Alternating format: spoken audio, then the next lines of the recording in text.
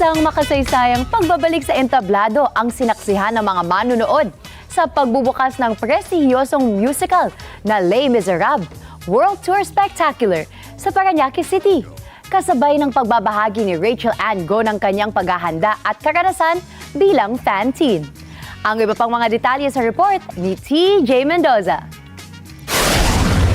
Matagumpay na pinasinayaan ngayong araw ang opening ng prestigyosong musical na Les Miserables World Tour Spectacular sa isang theater sa Parañaque City.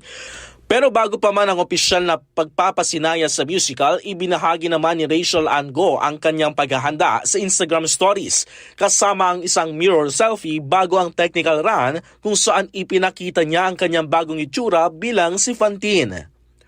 Noong isang araw bago ang premiere, nag-post din siya ng mirror selfie mula sa dressing room habang ginagawa ang kanilang unang opisyal na run-through at sinasabihan ng sarili ng good luck.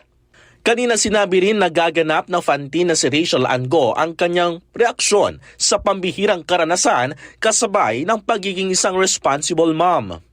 It's easier because now I don't need to spend a lot of time before the show, internalizing how is it to be a mom. But now I can just rock up on stage and just open my mouth and just cry on the spot because I know how it feels.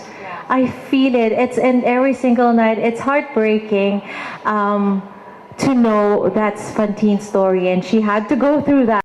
Ang Les Miserables World Tour Spectacular ay isang bagong malawakang produksyon ng klasikong musical na bahagi ng ika-40 anibersaryo nito at nagtatampok ng live orchestra at international na cast.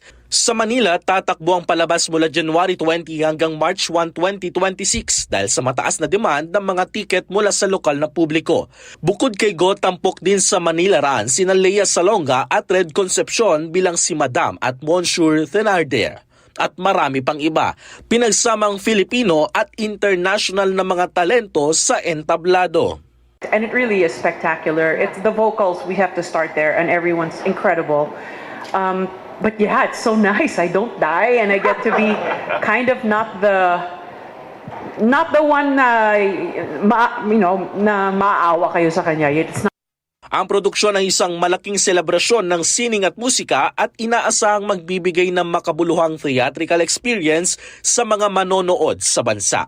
TJ Mendoza para sa Mata ng Agila. Matatag, magtapa, matapat.